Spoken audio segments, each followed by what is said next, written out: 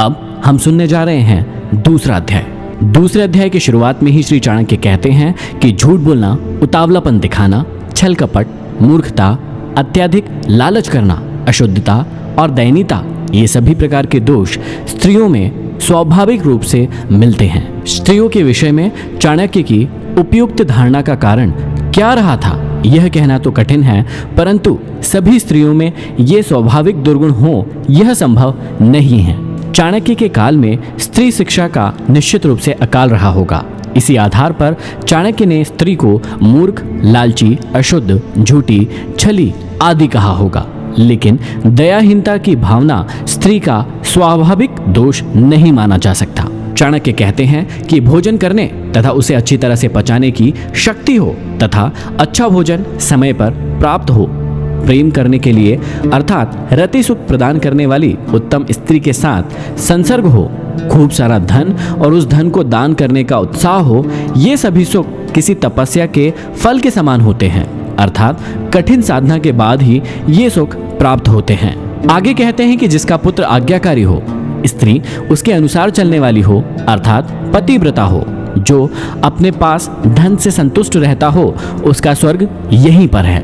और कहते हैं कि पुत्र वे ही हैं जो पिता भक्त है, पिता वही है जो अपने बच्चों का लालन पोषण करता है, मित्र वही है जिसमें पूर्ण विश्वास हो, और स्त्री वही है जिससे परिवार में सुख शांति व्याप्त हो।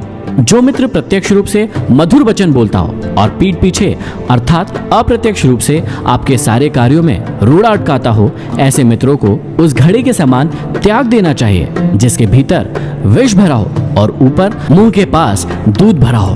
बुरे मित्रों पर और अपने मित्रों पर भी कभी विश्वास नहीं करना चाहिए, क्योंकि कभी नाराज होने पर संभवतः वह आपका विशिष्ट मित्र भी सारे रहस्यों को बाहर जाकर प्रकट कर सकता है। मन में विचारे गए कार्यों को कभी किसी के सामने नहीं करना चाहिए, अपितु उसे मंत्र की तरह रक्षित करके अपने मतलब सोचे हुए कार्य को करते रहना चाहिए। निश्चित रूप से मूर्खता दुखदायी है और यौवन भी दुख देने वाला है, परंतु कष्टों में भी बड़ा कष्ट दूसरों के घर पर रहना होता है। निश्चित रूप से मूर्ख व्यक्ति का समाज में कोई सम्मान नहीं है। विवेकहीन व्यक्ति को पग पग पर अपमानित होना पड़ता है और परिहास का पात्र बनना पड़ता है। इसी प्रकार यौवन के आने पर भी आदमी कभी कभी अपना विवेक और आपा खो बैठता है। जवानी में आदमी का जोश और उत्साह तो खूब बड़ा चढ़ा होता है, पर वह अपना होश भी खोए रहता है। उसमें अपनी शक्ति का अहम इस कदर बढ़ जाता है कि उसे अपने सामने वाला व्यक्ति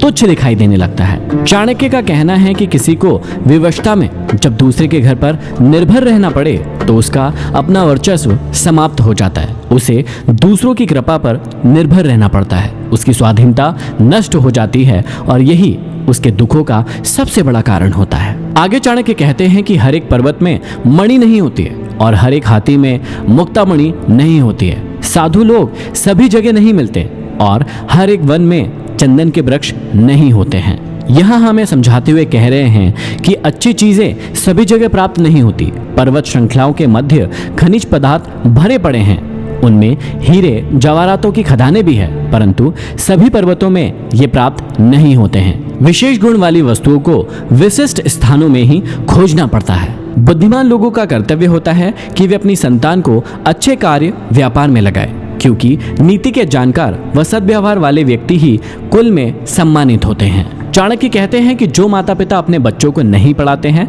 वे उनके शत्रु होते हैं।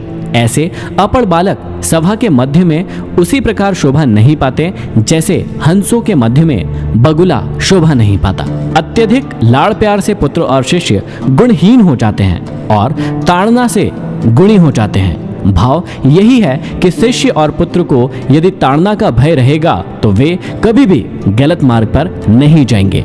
आचार्य चाणक्य कहते हैं कि एक श्लोक, आधा श्लोक, श्लोक का एक चरण, उसका आधा अथवा एक अक्षर ही सही या आधा अक्षर प्रतिदिन जरूर पढ़ना चाहिए। कहने का अर्थ है कि शिक्षा से ही लोक व्यवहार का रहस्य प्रकट होता है, इसलिए हमें हमेशा पढ़ते रहना चाहिए। स्त्री का वियोग अपने लोगों से अनाचार, कर्ज का बंधन, दुष्ट राजा की सेवा, दरिद्रता और अपने प्रतिकूल सभा, ये सभी अग्नि न होते हुए भी शरीर को जलाकर राख कर देते हैं। नदी के किनारे खड़े वृक्ष, दूसरों के घर गई स्त्री, मंत्री के बिना राजा शीघ्र ही नष्ट हो जाते हैं। इसमें कोई भी संशय नहीं करना चाहिए। आगे चाणक्य कहते हैं कि ब्राह्मणों का बल विद्या है, राजाओं का बल उनकी सेना है, वैश्यों का बल उनका धन है और शूद्रों का बल छोटा बनकर रहना अर्थात सेवा कर्म करते रहना है। आपको इन बातों का भी ध्यान रखना चाहिए कि वैश्या निर्धन मनुष्य को, प्रजा पराजित राजा को, पक्षी फल रहित वृक्ष को व अतिथि उस घर को जिसमें वे आमंत्रित किए जाते हैं को भोजन करने के पश्चात छोड़ देते हैं। ब्राह्मण दक्षिणा ग्रहण करके यजमान को, शिक्षक विद्या अध्ययन करने के उपरांत अपने गुरु को और हिरण जले हुए वन को त्याग देते हैं। इस श्लोक में चाणक्य ने कहा है कि किसी प्रयोजन के लिए यदि कोई व्यक्ति किसी के पास जाता है तो उसे कार्य पूरा होते ही वह स्थान छोड़ देना चाहिए।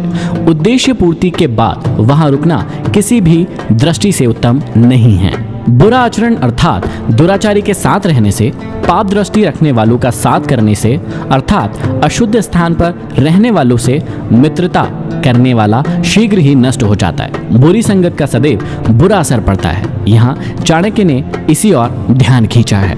चाणक्य समझाते हैं कि मित्रता हमेशा बराबर वालों में ही शोभा पाती है।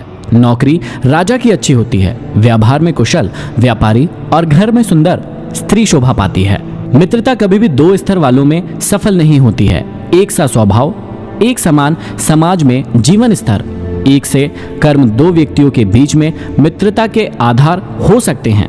नौकरी हमेशा सरकारी अच्छी होती है क्योंकि इसमें स्थायित्व होता है। जो व्यापारी चतुर और व्यवहार कुशल होता है वह इस समाज में सम्मान का पात्र होता है और सुंदर स्त्री घर में ही शोभनीय होती है।